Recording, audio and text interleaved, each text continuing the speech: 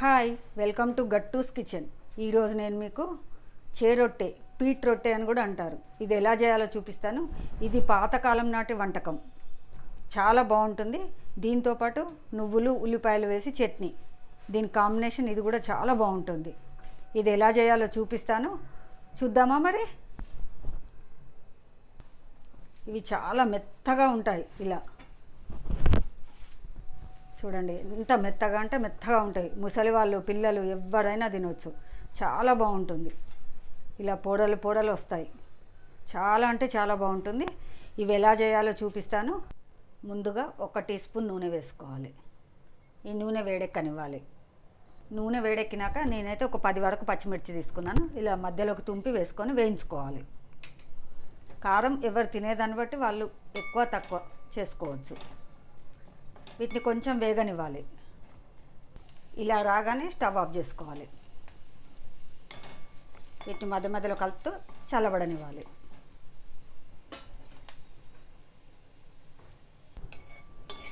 చల్లబడిన పచ్చిమిర్చి ఒక చిన్న మిక్సీ జార్లోకి తీసుకోవాలి.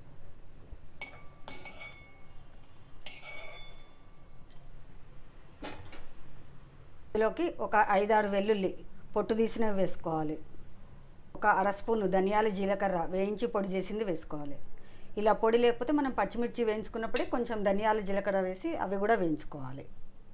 ఒక 1/2 స్పూను ఉప్పు వేసుకోవాలి. ఇప్పుడు ఈ మిశ్రమాన్ని మిక్సీలో కచ్చాపచ్చా చేసుకోవాలి. ఇప్పుడు ఇందులో 1 కప్పు నువ్వులు వేయించి పొడి చేసుకున్న మిశ్రమాన్ని వేసుకోవాలి. నాకైతే ఈ మిశ్రమం రెడీగా ఉంటుంది, లేని వాళ్ళు నువ్వులు వేయించుకోవాలి, వేయించి పొడి చేసుకోవాలి. ఇందులోనే ఒక 2 టీ స్పూన్లు చింతపండు గుజ్జు వేసుకోవాలి. నాకు ధనియాలు, జీలకర్ర పొడి రెడీగా ఉంది, నువ్వులు వేయించిన పొడి రెడీగా ఉంది, చింతపండు గుజ్జు రెడీగా ఉంది. ఇలా అన్నీ రెడీగా ఉండడం వల్ల కేవలం 10 అంటే 10 నిమిషాల లోపల చట్నీ రెడీ అయిపోతుంది. ఇప్పుడు ఇదంతా మిక్సీలో మెత్తగా గ్రైండ్ చేసుకోవాలి. ఇందులో కొంచెం నీళ్ళు కూడా పోసి గ్రైండ్ చేశాను. ఇప్పుడు ఇందులో ఒక చిన్న ఉల్లిపాయ ఇలా సన్నగా కట్ చేసి వేసుకొని ఒక్కసారి కచ్చాపచ్చాగా మిక్సీ పట్టుకోవాలి. ఇలా కొంచెం ఉల్లిపాయలు అక్కడక్కడ తగులుతూ ఉండాలి, అలా మిక్సీ పట్టుకోవాలి. ఇందులోకి ఇష్టం ఉంటే కొంచెం బెల్లం కానీ చక్కెర కానీ వేసుకోవచ్చు. ఇప్పుడు ఈ మిశ్రమాన్ని అంతా ఒక గిన్నెలోకి తీసుకోవాలి.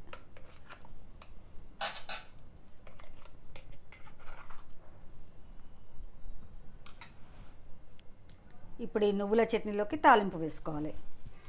ఇది వీడియో లెంతీగా అవుతుంది కాబట్టి నేనేం స్పెషల్గా వేయలేదు, మామూలుగా ఆవాలు, జీలకర్ర, కరివేపాకు అంతే తాలింపు. ఆ మిశ్రమాన్ని ఈ చట్నీలో వేసి కలుపుకోవాలి. నువ్వుల చట్నీ రెడీ అయిపోయింది. మనకు ధనియాలు, జీలకర్ర పొడి రెడీగా ఉంది, నువ్వులు వేయించి పొడి చేసి పెట్టుకున్నాను, చింతపండు గుజ్జు తీసి పెట్టుకున్నాను. ఈ 3 రెడీగా ఉండడం వల్ల కేవలం 10 అంటే 10 నిమిషాల లోపల ఈ చట్నీ రెడీ అయిపోతుంది. ఈ చట్నీ దోశలోకి, అన్నంలోకి, జొన్న రొట్టెలోకి, బియ్యపిండి రొట్టెలోకి, రొట్టెలోకి చాలా బాగుంటుంది. రొట్టె చేయడానికి ఇలా బియ్యపిండి ఉప్పుకోవాలి. బియ్యపిండి రొట్టె నాది ముందున్నది వీడియో చూడండి, అందులో ఈ పిండి ఎలా ఉప్పుకోవాలనేది ఉంటుంది. ఇది చాలా లెంతీ అవుతుంది కాబట్టి నేను చూపించట్లేదు. 1 గ్లాసు మనం వాటర్ తీసుకుంటే 1 గ్లాసు బియ్యపిండి తీసుకోవాలి. ఆ నీళ్ళలో ఉప్పు వేసి మరుగుతున్నప్పుడు ఈ బియ్యపిండి వేసి ఒక 2 మినిట్స్ దాన్ని కలిపి చల్లబడినాక ఇలా కొంచెం నూనె వేసేసి గట్టిగా పిసికి పెట్టుకోవాలి. ఇది బియ్యపిండి ఉప్పడం అంటాం మేము. ఇది చపాతీ పిండి. గోధుమ పిండిలోనే ఉప్పు, కొంచెం నూనె వేసేసి మనం చపాతీలకు ఎలాగ కలుపుతాం పిండి, అలాగే కలుపుకోవాలి. ఇప్పుడు రొట్టెలు ఎలా చేయాలో చూపిస్తాను. రొట్టె అంటారు, పీట్ రొట్టె అంటారు. చాలా మెత్తగా సాఫ్ట్గా వస్తాయి, చాలా బాగుంటాయి ఇవి. ఇది మన పాతకాలం నాటి ట్రెడిషనల్ వంట. ఇప్పుడు ఈ రొట్టెలు ఎలా చేయాలో చూపిస్తాను. ఇలా ఉప్పుకున్న బియ్య పిండిని చిన్న చిన్న బాల్స్ లాగా చేసుకోవాలి. అన్నీ ఇలా చేసి పెట్టుకోవాలి. ఇప్పుడు ఈ చపాతీ పిండిని కూడా కొంచెం కొంచెం తీసుకోవాలి. ఇలా తీసుకొని దీన్ని కొంచెం ఇలా వెడల్పుగా చేసుకోవాలి. మనం భక్షాలకి పూర్ణం ఎలా చేసుకుంటాం, పైన చపాతీ పిండి లోపల పూర్ణం, అలా ఇలా చేసుకొని బియ్యపిండిది ఉంది కదా ముద్ద, ఇది ఇందులో పెట్టేసి దీన్ని మొత్తం ఫోల్డ్ చేసేయాలి. బియ్యపిండి బయటకు రాకుండా అంతా పెట్టుకోవాలి.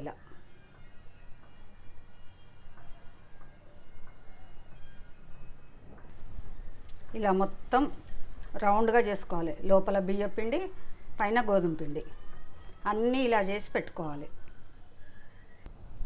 ఇప్పుడు దీన్ని ఇలా కొంచెం ఒత్తుకొని గోధుమ పిండిలో ఇలా డిప్ చేసుకోవాలి.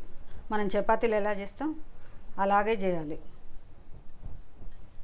కొంచెం పీట మీద పిండి జల్లేసుకొని చపాతీలు ఒత్తుకోవాలి.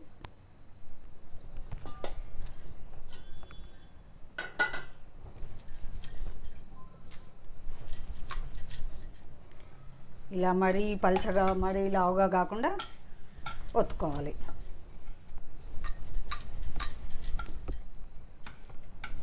ఇదైతే పూర్తిగా పాతకాలం నాటి వంటనే. మరి దీనికి చేరొట్టె అని పేరు ఎందుకు వచ్చిందో నాకైతే తెలియదు.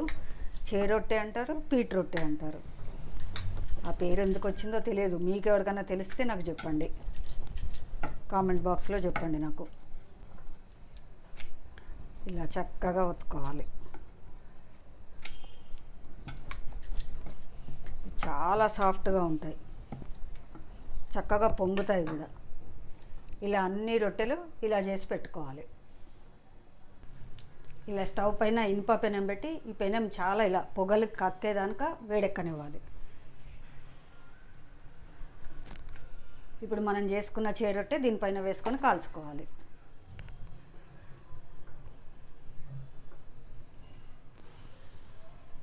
ఒక 2 నిమిషాలు ఇది కొంచెం కలర్ చేంజ్ అయినాక దాన్ని ఇంకో వైపుకి తిప్పుకోవాలి.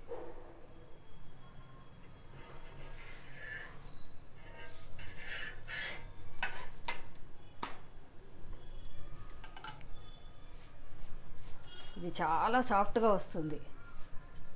కొంచెం మీడియం మంట మీద తిప్పుకోవాలి. చూడండి ఎంత చక్కగా పొంగుతుంది.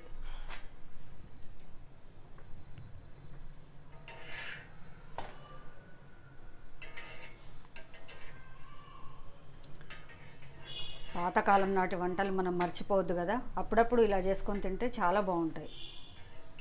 ముసలి వాళ్ళు కూడా తినొచ్చు. చాలా సాఫ్ట్గా వస్తాయి. ఇవి చాలా మెత్తగా ఉంటాయి.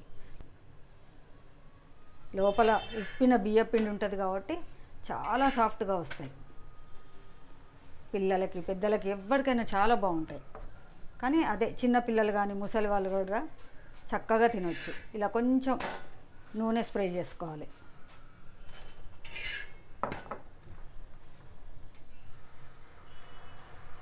కొంచెం ఇలా ఒత్తుతూ కాల్చుకుంటే చక్కగా కాలుతాయి.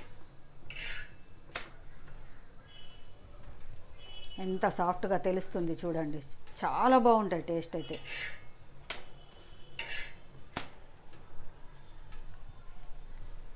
మరి ఈ చేరొట్టెలు ఎంతమందికి తెలుసు ఏంటి చెప్పండి.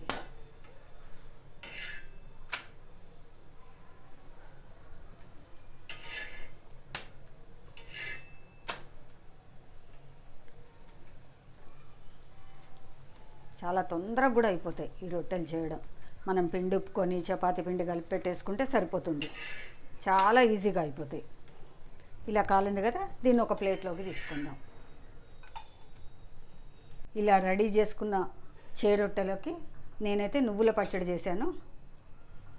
చాలా బాగుంటుంది. దీంట్లోకి నువ్వుల పచ్చడి చేసుకోవచ్చు, ఉల్లిగడ్డ మిరం చేసుకోవచ్చు, ఉల్లిగడ్డ పెసరపప్పు వేసి కూర కూడా చేసుకోవచ్చు. అది నా బియ్యపిండి రొట్టెకి అదే చూపించాను. ఇందులో నేను బియ్యపిండితో చేశాను కదా, దీని బదులు జొన్న పిండి కూడా వేసుకొని చేసుకోవచ్చు. మనం రకరకాలుగా మార్చుకోవచ్చు ఏ టేస్ట్లో అయినా. దీంట్లోకి కొంచెం పల్లి నూనె, గానుగ నూనె ఇది వేసుకొని తింటే చాలా బాగుంటుంది. చేరొట్టె, పీట్ రొట్టె, నువ్వులు ఉల్లిపాయలు వేసేసి చట్నీ రెడీ. ఇది తిని చూసి ఎలా ఉందో మీకు నచ్చితే నాకు కామెంట్ బాక్స్లో చెప్పండి. లైక్ చేయండి, షేర్ చేయండి, సబ్స్క్రైబ్ చేయండి.